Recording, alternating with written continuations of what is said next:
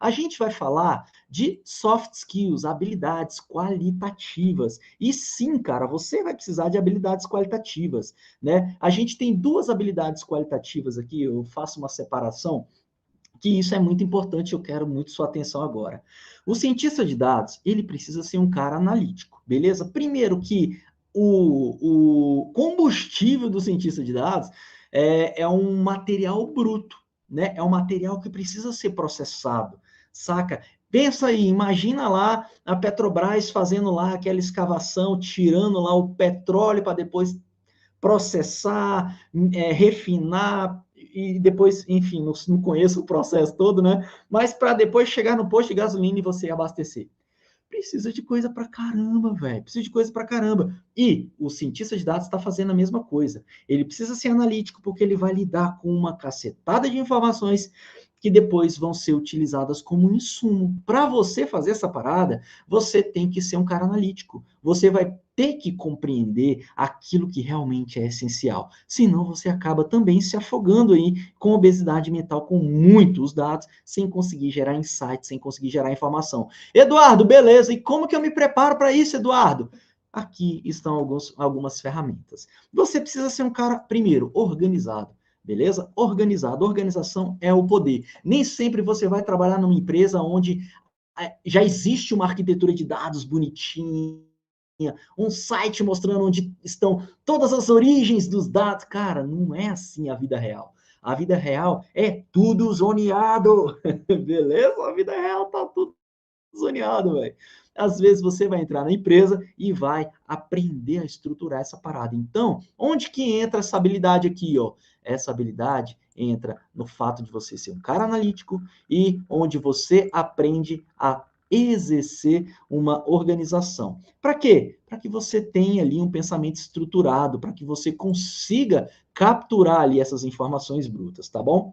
Eduardo, como que você aplica essa parada, né, de ter um pensamento estruturado, né? Cara, existem algumas ferramentas, eu trouxe aqui algumas que talvez possam te ajudar. Essa que eu estou usando aqui, um mapa mental, eu adoro isso aqui, ó, tá na web, o Mind Master, muito bom. Ferramentas aí, saca de Scrum, de Kanban, esses to-dozinho da vida, metodologia ágil, isso é muito importante para que você saiba o que você precisa fazer, compreenda o que você já está fazendo na prioridade que você precisa dar, né, de acordo com a urgência e a importância, e, é claro, o que você terminou. Você precisa ter tudo isso mapeado, e para você fazer isso, você vai precisar de ferramentas que te auxiliem nessa parada. Tamo junto, beleza? Que mais, Eduardo? Eu preciso só ser organizado, então tá tudo bem? Não, cara, para você demonstrar ali a parte analítica do cientista de dados, você vai precisar mostrar e ter capacidade de expressar os dados de uma forma onde você consiga mostrar o que tem de insight nesses dados brutos que você coletou, nessa informação que você processou. Se você não consegue mostrar essa parada de uma forma que seja clara e lúcida, o que vai acontecer é, sabe o quê? É que vocês não vão conseguir otimizar essas informações para tomar decisões. Saca? Então, quando você está trabalhando na parte de mostrar os dados e mostrar o que os dados estão significando nesse exato momento, você precisa sim ter habilidades de narrativa, né? Então, tá aqui uma soft skill que é muito importante. Eu coloco a minha galera para fazer algumas coisas aqui que eu acho que são muito relevantes. Primeiro, né? Galera, quando vai fazer uma entrevista, né, o processo seletivo para ser um cientista de dados profissional, primeira coisa é que ele faz esse processo, ele faz essa entrevista comigo.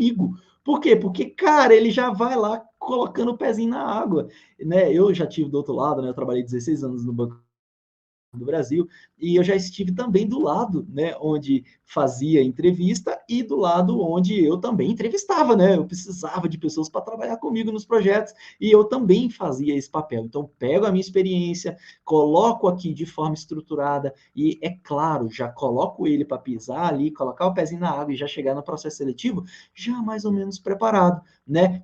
Faço com ele como eu fazia com a galera que queria trabalhar lá na diretoria do Banco do Brasil comigo. Por quê? Porque é exatamente isso que as empresas estão atrás, de pessoas que tenham habilidades diferenciadas para utilizar os dados para tomada de decisão. Então, ó, cara, isso aqui é o ouro fino e poucas pessoas se atentam para essa parada, tá bom? Então, ó, fica ligado. E isso aqui é só uma das formas que eu gosto de trabalhar ali dentro do CD Pro para mostrar para a galera o tanto que isso é importante, beleza? Afinal de contas, cara, não adianta nada você ser um PhD, né, em ciência da computação em Harvard, se você, cara, não tem ali uma habilidade de mostrar o que você está querendo, né, de conseguir convencer uma ideia e defender essa ideia com palavras, com diálogo. Isso é muito, mas muito importante. Tamo junto, beleza?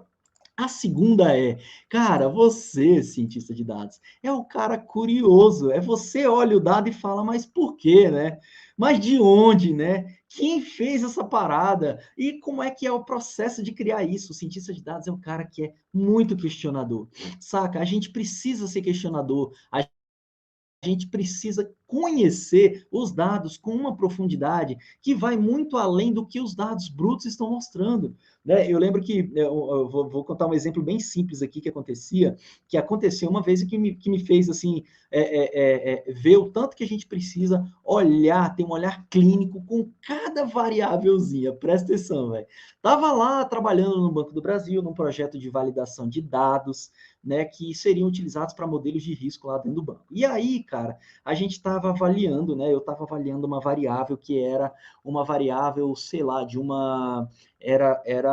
Era como se fosse uma característica do Serasa, digamos assim. Né? O cliente, ele tinha lá uma marcaçãozinha, e essa marcação, quando esse campo vinha preenchido, significa que ele tinha sido negativado no Serasa. É claro, eu não lembro exatamente se era Serasa, SPC, o que que era, enfim, era um órgão de crédito, uma coisa de crédito, vai.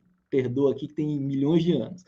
Aí, cara, o que que acontece? Eu lembro que essa variável, ela tinha ali todos os seus domínios, né? E a gente, ao analisar os domínios, a gente via que tinha muita ausência de informação, né? Tinha muita ausência, tinha muito o que a gente chama de missing. E a gente falou assim, cara, como é que usa uma variável dessa, num modelo, tal, e isso aqui, cara, tá liberando dinheiro pro povo, né? Cara, isso aqui é variável-chave da metodologia tal, e agora, né? E aí, cara, o fato de ser questionador, o fato de buscar ali os detalhes do negócio me salvou ali de cometer uma gafe. Eu analisando essa variável, descobri que a ausência de informação, ou melhor, a ausência de dado, o missing, também era informação. Olha que bobo, né?